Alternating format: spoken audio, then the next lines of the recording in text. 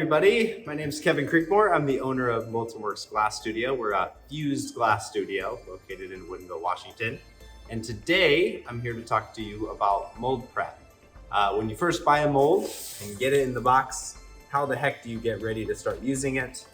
When your molds are caked up with maybe some of the kiln wash that you have on it, how do you clean that off and then get a fresh coat onto your project? And finally, how do you prep stainless steel molds? As I've already prepped one here, don't have any raw ones. But anyway, let's start off with the kiln wash that I use. Now, kiln wash, I use Boron Nitride. It's actually a spray-on aerosol form. I used to use regular kiln wash in an airbrush before I found out about boron a long time ago, and that's a cheap option, but it is also more time consuming. And the other thing about using kiln wash is that you do have to reapply it every time. And the great part about boron is you can usually get about 5 to 10 firings at least per spray, especially the initial. You want to get a nice big thick layer. You can apply a small amount of extra every 5 to 10 in order to keep your molds and the glass from sticking. Woo, we got our mold in the mail. What do we do? So I'm gonna unbox this. I got a new big bowl-like mold here. Careful. I got this from slumpies.com. And you can see here, nice big mold. This is for like a 14-inch circle. I've been looking for something that maybe will fire a little more evenly than my previous bowls. So anyway, I got my mold. Do not put your glass right on here and try to shape on it, because without anything sprayed on it, it will stick and your mold will be worthless, okay? So first step, we're gonna apply some boron. I'm gonna show you how you wanna do an even amount, spraying it probably about 5 inches away from it, because you don't want any pooling or any drips, because if you get those drips, remember, whatever you have on your mold will show up on the glass once it's all fired. So do your best to spray an even layer, go slow, and don't get too close to it or too concentrated. Really make those back and forth motions that you're doing. All right, now I do recommend that when you're spraying the boron, you do this outside or in a spray booth. For video purposes, I'm just doing it inside so that I can really show you guys the process. It might get a little steamy in here, and I might not do the whole mold in here, but I just want to give you an idea of what we're hoping to accomplish. Now kind of really look at it how it looks before you spray it. Make sure you really shake that boron up, get that ball rolling in there, and then you'll be able to start. Again, light coat, making these motions with my hands so that I go a little faster. Okay, making sure that I'm not staying in one place so that it's gonna cool up, right? Until I'm satisfied.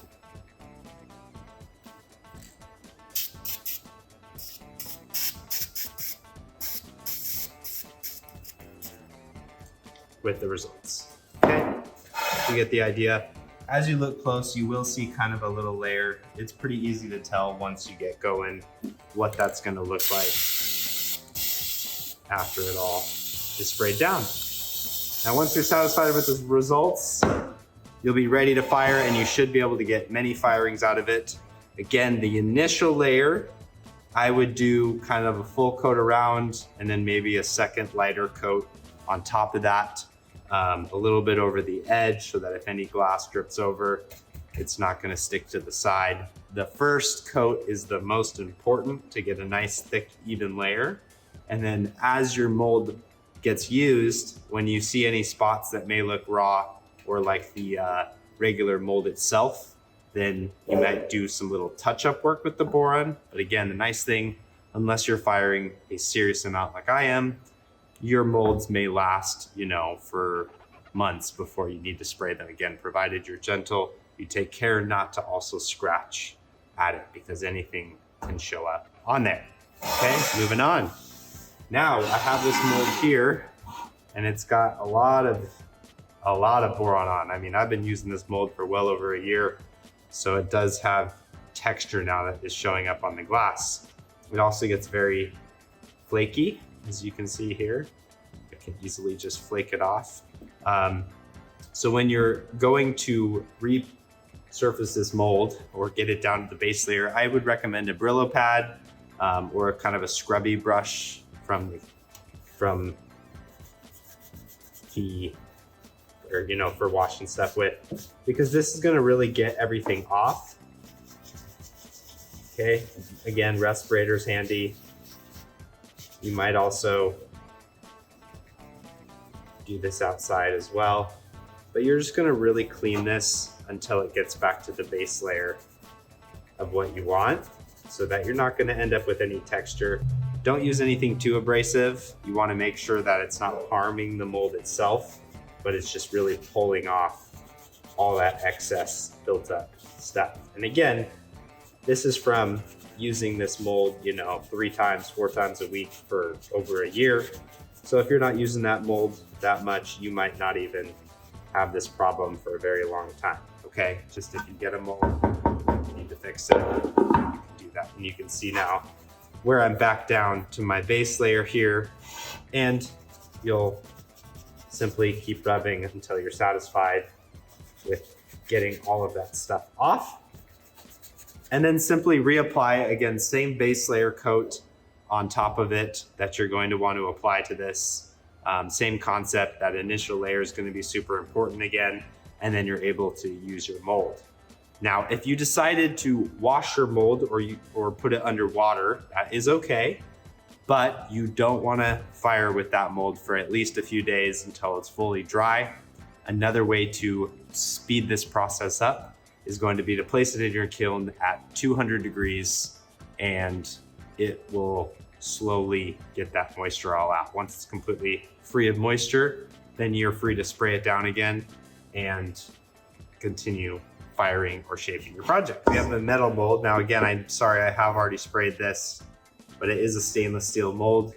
For these molds, you're going to want to grab some sandpaper before you spray anything on it, and you're going to want to rough up all of the surfaces that you're going to be spraying on.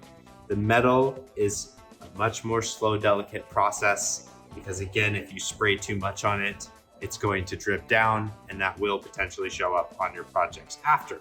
So go very slow, keep some distance. You'll do probably 3 or 4 super light coats, and you'll slowly see it finally build up on it enough that you can start firing your project. All right, everybody, I hope this video was helpful in prepping your molds for future use. And again, this is the Boron Nitride that I used to spray my molds. It's not the cheapest material, but again, you do get lots of uses out of your molds with the initial base coat that you're going to apply with it. So until next time, my friends, stay creative and stay healthy.